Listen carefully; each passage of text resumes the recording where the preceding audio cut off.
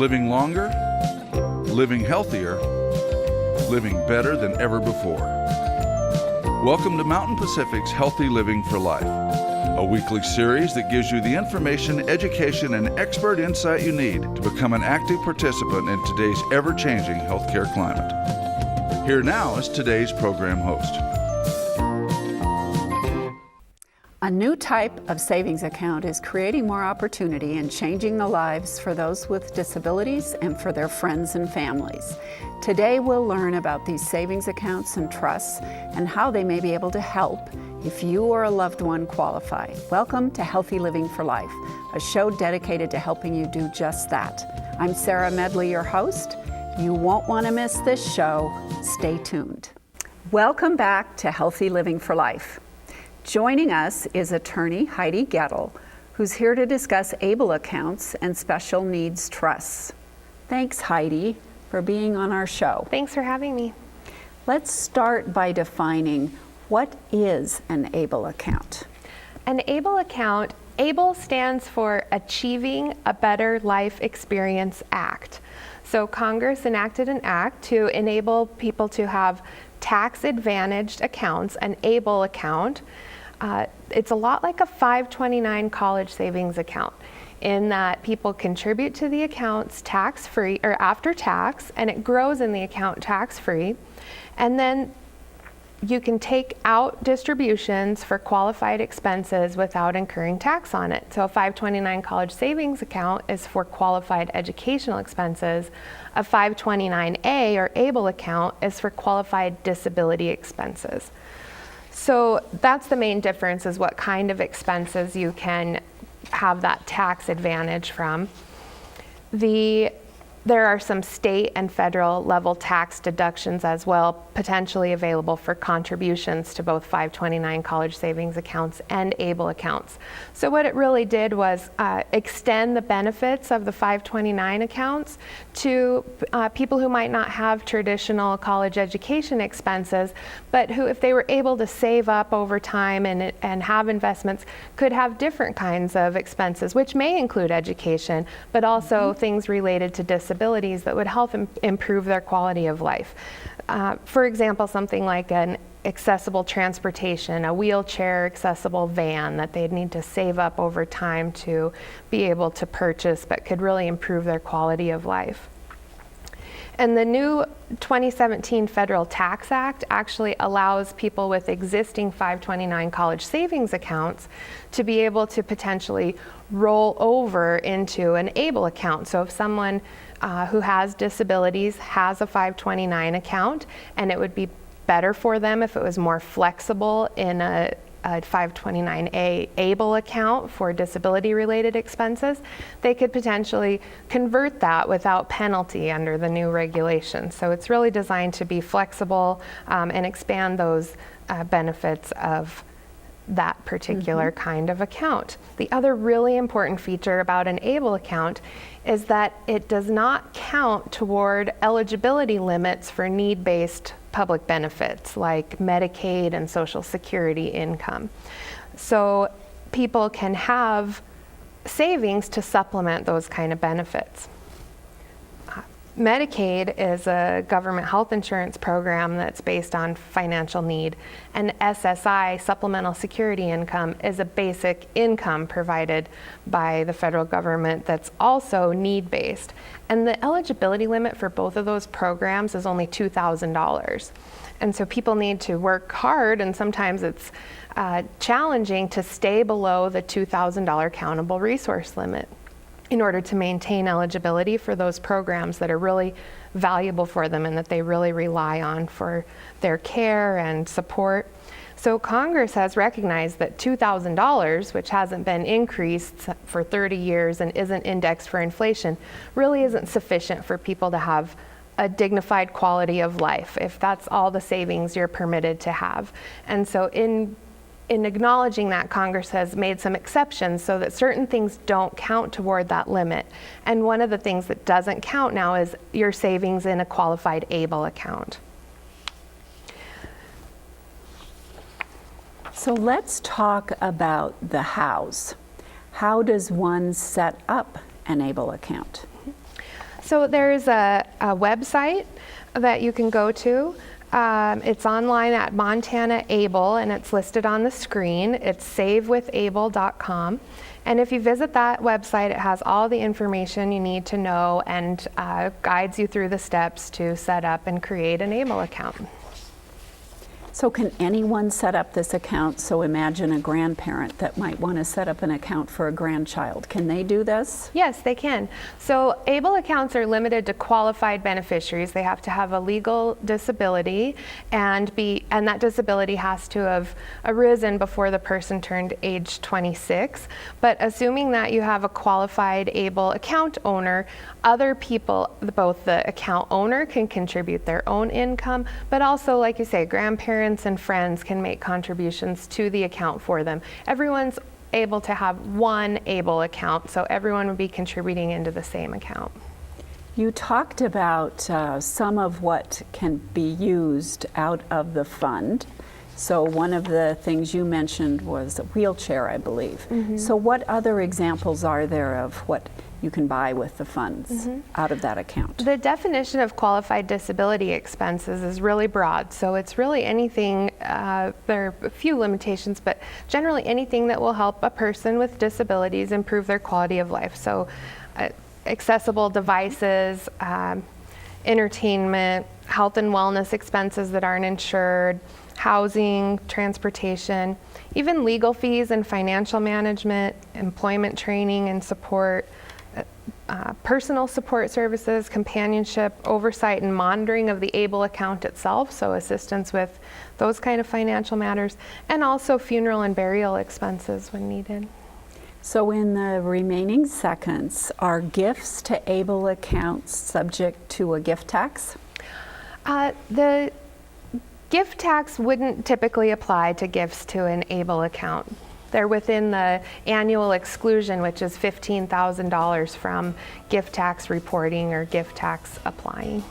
Okay, thank you so much, Heidi. Coming up next, we're going to talk to someone who has benefited from an ABLE account, and then continue our discussion with Heidi. We'll be right back.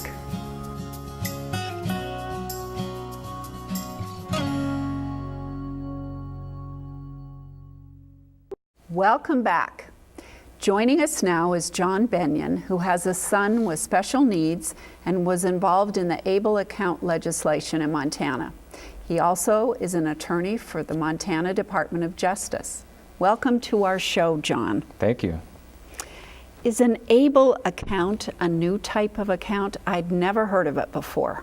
They are relatively new. It was something that was passed by Congress at the end of 2014. And when I learned about this new opportunity, I found out that states have to pass enabling legislation. And that was right before Montana's legislature was going to meet in 2015. So we knew we had to act pretty quickly to put something together. Tell us how you did that. How were you involved in the legislation in Montana? So I reviewed what were the requirements of the federal bill, and then I kind of looked for a model out there that we could use for the legislation in Montana. One of the models was the 529 tuition savings accounts. So we kind of patterned it after that, took some of the language from that, and then we had experts review it from the tax world, from the disability world, and we were able to put some language together. Was getting it passed through the legislature difficult?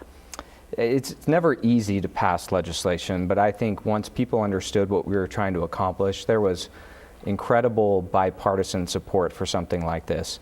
Ultimately, what it really ended up being difficult to find was a home for it, which agency was going to oversee it, because there was no appropriation made for it. So we wanted to make sure that the agency that was going to be responsible for it could take it on. So which agency is responsible for this? The Department of Public Health and Human Services provides some oversight, and then I sit on a oversight council that has 4 other people on it, some parents of people with disabilities, people involved in DPHHS, or from the Department of Administration, and we've helped implement the program. How many people in our state are going to benefit from this legislation? there could be thousands of people that could take advantage of this. And what we're trying to do is get the word out on it, because it's very important to be a new tool, something different that hasn't been there in the past that people can take advantage of. And what we're up against right now is just making sure that people are aware that it exists and how it can benefit either them or their families. So switching to a more personal note, would you mind talking about your son and his disability and what that entails? Sure. Our son Jack, he was a 23-week micro-preemie, so he was born about 4 months early. A lot of people, a lot of babies born that early just really struggle to survive. And then even when they do make it, there's a lot of odds stacked against them. So we knew that even if he was going to make it, that he would potentially struggle with some disabilities down the road. We didn't understand the full extent of those until he was probably 3 or 4. And we know now that he may not live independently. And so it was important for us to have a variety of tools, a variety of ways to make sure that he could have the best life possible. He's an incredibly happy kid. He loves school. He loves his classmates. And so we want to make sure that down the road he can continue to lead a happy life. How old is Jack now? Jack is 8 years old, almost 9. He's a second grader in elementary school now. And like I said, he loves school, loves his classmates. How will the funds from his ABLE account help him? So it's something in addition to public assistance if he ever requires public assistance. In the past, it's been a barrier to save your own money or to have people help you save money towards things that public assistance doesn't cover. Sometimes transportation costs, medical costs that aren't covered by Medicaid. Education costs. So opening that door for people to save their own money or to have families save their own money without being penalized is really opening a lot of doors for people with disabilities. Switching to the military, will this type of account benefit folks in the military in any way? Absolutely. It can, depending on the federal requirements. So somebody must have their disability before the age of 26, and that's in federal law. So people should definitely check out the eligibility requirements and see if they fit within those requirements for an ABLE account. Talk about who can contribute to an ABLE account. Is that anyone can contribute? Yes, anyone can contribute. There are caps overall in a year, and then caps overall that can be in an account. But there are also certain contributors that can take advantage of a tax deduction, a state tax deduction, and those are usually close family members.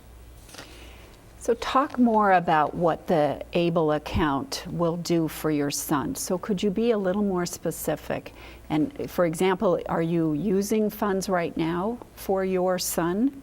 Sure, that's a great question. Right now, we're not using the funds for anything. We're using it much like a college tuition savings program where we're putting the money away, investing it for a time where later if he does need something with transportation, with medical costs, education expenses, anything like that, then we're able to have some money set aside for him.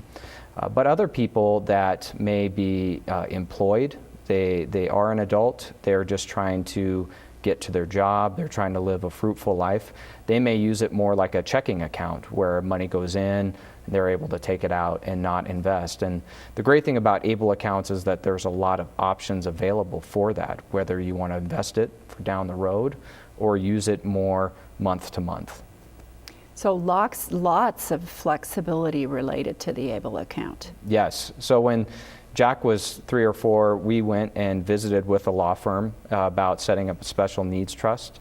And one of the things, it's kind of complicated to set those up. Yeah. ABLE accounts are very easy to set up. Anybody can go to the website and within a half hour set one up for themselves or a family member. Thank you so much. We need to take a break, but coming up next, we'll continue our discussion with Heidi Goettel. Stay tuned.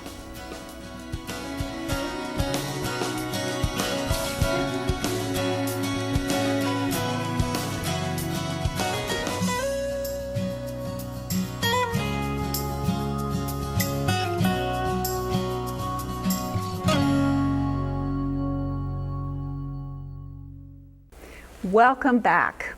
We're continuing our discussion with attorney Heidi Goettel about ABLE accounts and trusts that can help adults with disabilities.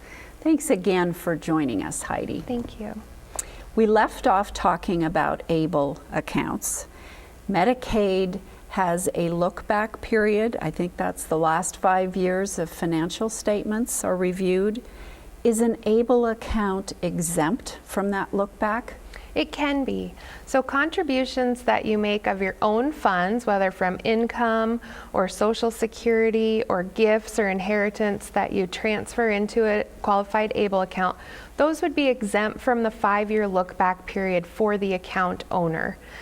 Some gifts by relatives, there are certain exceptions to the 5-year look-back period that might qualify for a disabled adult child if you make contributions for the gift donors 5-year look-back period for Medicaid. But for other gifts by third parties into an account by friends or family, that would be subject to the 5-year look-back period for that own person, the person who made the gift. If they needed Medicaid down the road, the 5-year look-back period for them would take into consideration the contribution to someone else's ABLE account. Okay. So let's say I'm on Medicaid and I have an ABLE account and I die. There are funds remaining in that account. Do the funds that are left over have to be returned to Medicaid? They do. So there's what's called a Medicaid payback requirement for an ABLE account, and when the account owner dies, they figure out how much Medicaid has paid on behalf of that account owner during their lifetime, and the remaining funds in the ABLE account go toward reimbursing Medicaid for those expenses. And then if there's any balance after that, it would go to the account owner's designated beneficiaries or into their estate.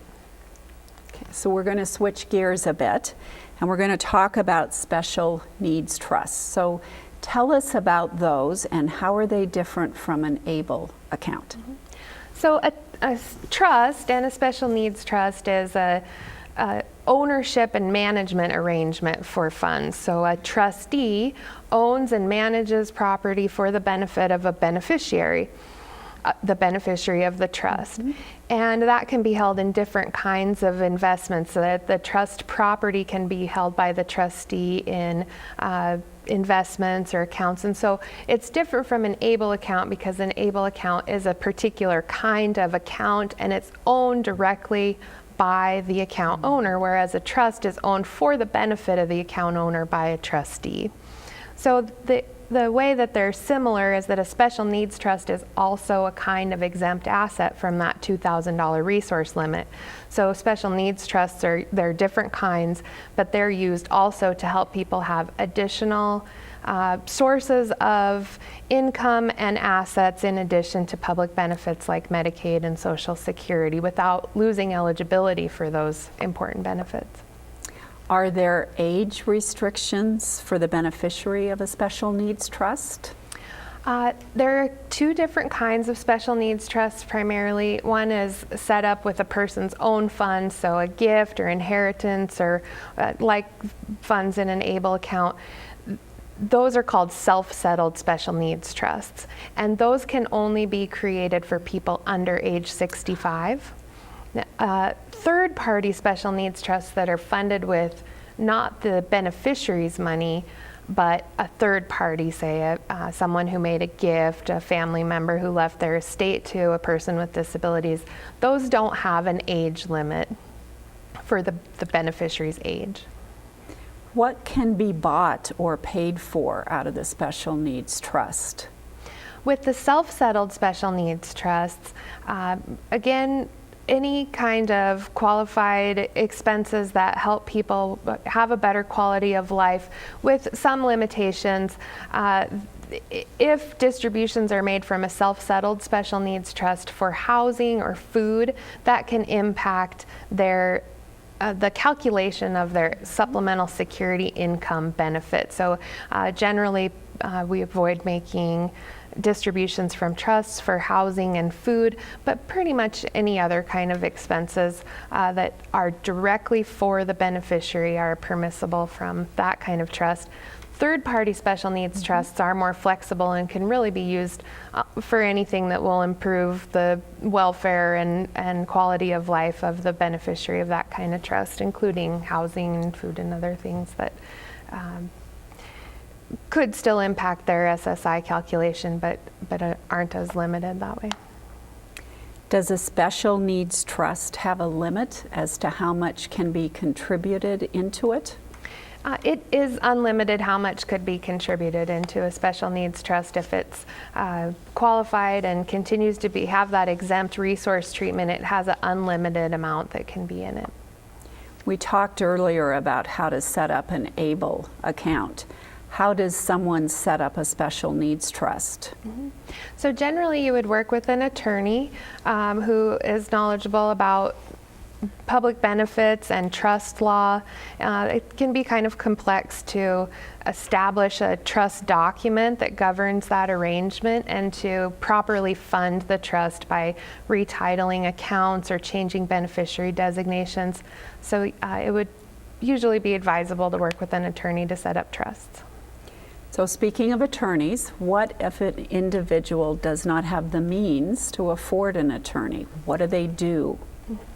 Well, many attorneys will act pro bono for certain circumstances for people with financial need, or there's a modest means program, so they might have a reduced fee for their services so that it can make it more affordable. There's also Montana Legal Services can help connect people with pro bono legal services, and the State Bar of Montana has a specific modest means program where attorneys have signed up who are willing to work at reduced rates for people who can't otherwise afford it. Thank you, Heidi, and thank you, John, for being on our show. We hope you'll be back next week. Until then, stay fit, stay well, and stay healthy for life with Healthy Living for Life.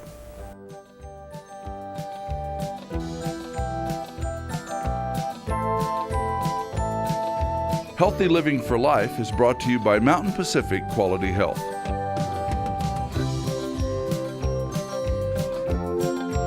We'd love to hear from you. If you have suggestions for future programs, visit our website at mpqhf.org or call us at 406-443-4020. You can also catch us on YouTube by visiting our website and clicking on the YouTube icon.